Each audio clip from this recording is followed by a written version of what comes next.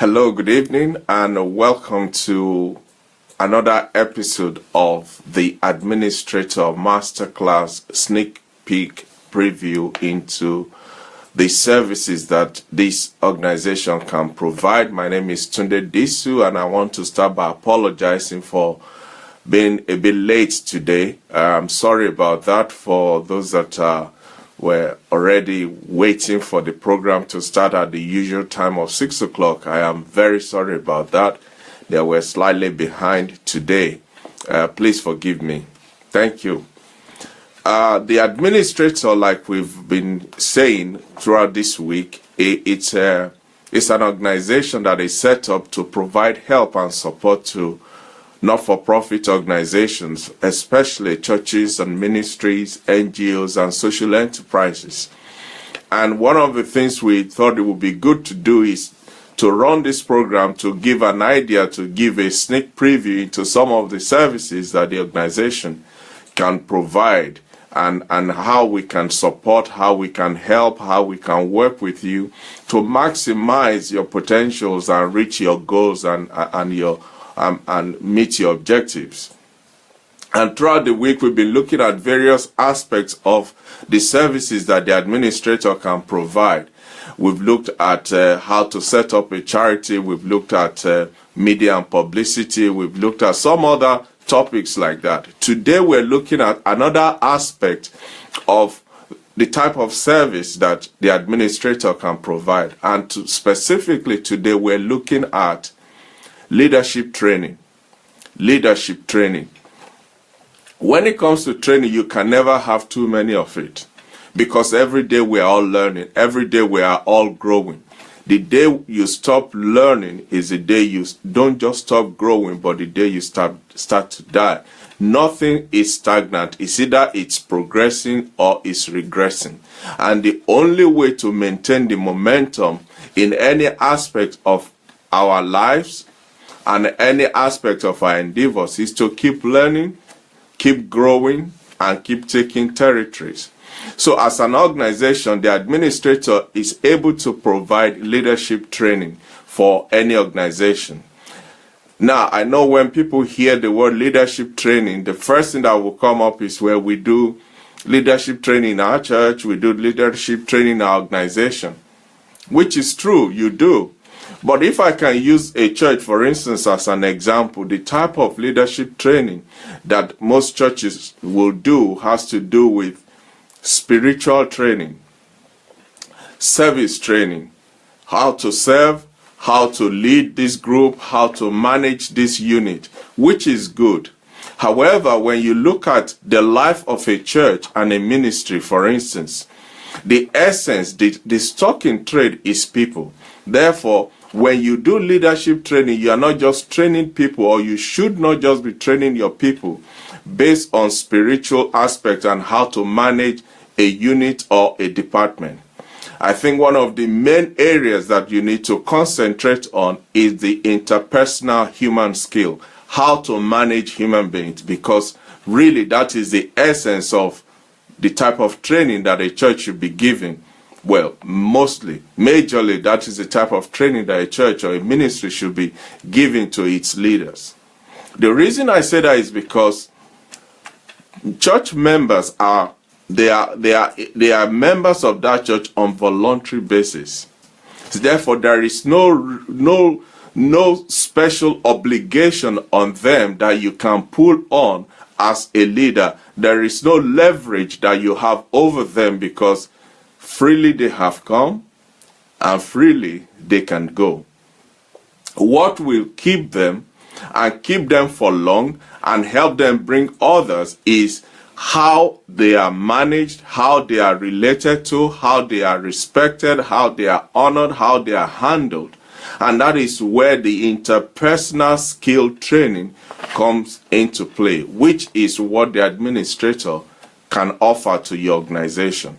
So quickly, we're going to look at some of special areas within a leadership life that will need training, that will need upgrading, so that they can deliver maximally to the members of your organization. So when we talk of leadership training, What are we looking at? The first thing we're looking at is, as a leader, you must walk your talk. You must walk your talk. I said earlier on that people who are members of a church or any organization, they are there voluntarily. Therefore, you have to relate to them in such a way that your word is your bond. When you say something, you have to do it. But more than that, don't let what you are preaching be different from what you are doing. Because whether you know it or not, as a leader, people are not just hearing you, they are also watching you. And it has been proven over the years that people will do more of what you do than of what you say. So as a leader, the first thing your followers are looking at is, are you a person of your word? Would you deliver on what you said you would do? Whatever you ask your followers to do, make sure you too are committed to the same requirement and do it even far beyond what you are expecting from your followers. So the first thing you must do as a leader is to ensure that you walk your talk. You walk your talk. People are following you. They are watching you from behind. If the moment you deviate from what you are saying, guess what will happen? They too will turn left and turn right and go their ways. And then you look back and you realize nobody is following you. And somebody once said, if you say you're a leader and nobody is following you, you're just taking a walk. So make sure as a leader you walk your talk. Number 2, you must develop the principle of follow up and follow through. You must follow up and follow through. As a leader, when you give an assignment to your followers, or you give an instruction, or you give a directive to your followers, they will take your instruction. But you see, hearing your instruction is not enough. It has to be done. But generally, in life, irrespective of what aspect of life you look at, people will do what you supervise more than they will do what you say. So the ability to follow up is another quality that a leader must have and develop and exhibit, so that when you give an assignment, an instruction, a directive, you are also supervising, you are also following through, you are also making sure it is done as you have directed for it to be done. Let me give you an example. If you've ever worked with building contractors, you'll be surprised if you are not on your toes, if you are not doing a follow-up with them. You give an instruction, they say, oh yeah, I understand. Okay, the moment you depart, they are doing it the way they see it fit. So your ability to make sure what you are expecting is what is delivered will be determined by how much of follow-up you are doing. Now, as regard the follow-through, your follow-through is where you train your people that when you give a directive, when you give an instruction, it is not just you supervising them. The follow-through is from them to you to make sure they are reporting back to you. They are keeping you up to date. They are making sure you are kept abreast of the various developments along the delivery of the instruction that you have given. But you see, you have to train people to cultivate and develop the attribute of following through. Ultimately, it comes down to you as a leader to train your people, not just for you to follow them up, but for them to also follow you through with updates from the assignments you have given to them. The number 3 aspect of leadership training, or what a leader must do for you to be recognized and respected as a leader, is that you must have the ability to ask the right questions. You must be able to ask the right questions. You see, when people talk to you, when people give you reports, or when people give you a story, usually they don't give you the full story. Usually they don't give you the full picture. Usually they will tell you to the degree to which it suits their position and adds value to their person. But as a leader, your responsibility is to dig deep, or dig deeper into what is not being said, because most of the time what is not being said carries more details than what is being told. So as a leader, you must be able to ask the right questions. And sometimes people are not really hiding the truth from you, but they don't know to the degree to which you want the details. So in order for you to get the details, the report that you want, you have to be able to ask the right questions. Because by you asking, then they will have the responsibility to answer. And in the process of giving you the answer to those questions, they are giving you the details of what you want. So number one, we said you must be able to walk your talk. Number two, we said you must develop the ability to follow up and train your people with the responsibilities of following through. And number three, we said you should be able to ask the right questions so that you can get the correct answers that will give you the full details of what you are looking for. The number 4 point here is that you must learn to listen to your followers and not just to hear them. There is a big difference between listening and hearing. Hearing is a biological function that naturally we do. You don't have to remind yourself to hear, you just hear. But listening is a skill that you have to develop. Listening is when you hear and you assign meaning to what you are hearing with the intention of doing something about what you are hearing. Now, that is listening. So as a leader, you have to develop the ability to listen and not just to hear what they're saying. Now, in an environment like a church or a ministry, for instance, you have to be able to hear what is not being said, because in most cases that is where the shoe is actually pinching. That is where people are having issues. It is the little things that are not being said out loud that carries the essence of where the church or the ministry is. If you want to know, if you want to feel, if you want to gauge the temperature of your organization, don't just hear, listen.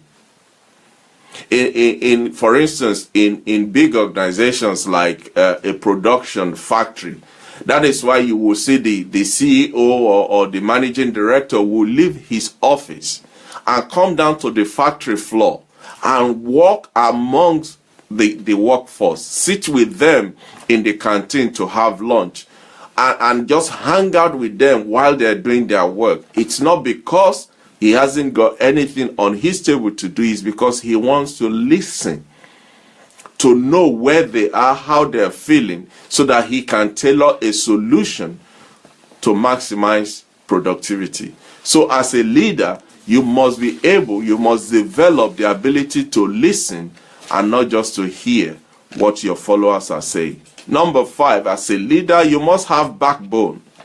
You must have a strong backbone. Now, what do I mean by that? Having a backbone means in the face of seemingly easier options, you have to be able to make a decision. Most of your decisions will not be very popular. The purpose is always more important than the person, and your decision should be made based on the benefit that it will accrue to the organization. Now, I am not saying at the detriment of the well-being of the staff. All I'm saying is, as a leader, don't always look for popularity votes. Don't make decisions based on the popular opinion. Make a decision based on achieving the purpose, the goal of the organization or the unit or the department or the ministry, because ultimately that is what will be tested. So when you make a decision that is in the best interest of everybody. Don't penalize the majority for the minority. But more than that, have the courage, the inner strength, the backbone to stand by your decision. Now, does that mean you should be rigid, unbending, and static? No. It means your decision must be based not on emotions. They must be based on facts. They must be based on thorough reasoning, so that when there is a need for you to defend that decision, you have the facts, you have the details of why that decision is the best decision for that at that point in time. So as a leader, you must have and develop backbones, especially where decision making and defending that decision is concerned. And finally, as a leader, you must learn. A leader must be able to admit his or her mistakes. When ultimately, every leader is a human being, and because we are human beings, we make mistakes. And whenever you are at wrong, it does not take away from you to put your hand up and say, you know what, guys? I think I made an error here. This is a mistake on my part. It doesn't take anything away from your leadership position. If anything, it adds a lot of respect, of honor to you, because your followers, they will see that ultimately you are still a human being and you are not too proud to admit that you made a mistake. It will add a lot of stars to your position. But more than that, more than you admitting when you make mistakes, when there are glories to be shared, when there is a profit, when there is a reward, remember that it didn't just happen because of you. There is a team behind it. Therefore, learn as a leader to share the reward with your team. Share the reward. Share the glory with your team. Don't take the glory for what the whole team has done. Share the glory with your team. And as you do all this, as you take all this into your arsenal, you start to use them in your leadership work, you will enjoy a better followership, a stronger followership, and a deeper interpersonal relationships with your followers. As you can see, there's a lot of things in this short program today. And these are some of the areas where, as an organization, the administrator can work with you and come alongside you and help you open up things like this, areas like this that you probably would not have covered in a church leadership training. For instance, you will not be talking of things like walk your talk, follow up and follow through, have a backbone and all of that. But these are areas that make the difference between the good, the great, and the outstanding organizations. And as a group, as a team with over 45 years of experience, we are at your disposal to help you to grow your team, to give your team tools in their hands so that they can lead your people to a greater height. Ladies and gentlemen, this is Tunde Disu once again saying, the administrator is just a phone call away. All you have to do is to pick up that phone and dial the number 0771 265 3428. 0771 265 3428. Or send us an email. If that is easier for you, send an email to info@the-administrator.org. info@the-administrator.org. And we look forward to hearing from you so that we can sit down with you for that initial no obligation consultation, just to hear your story, to see where you are, and then drop a map of how to get to the promised land.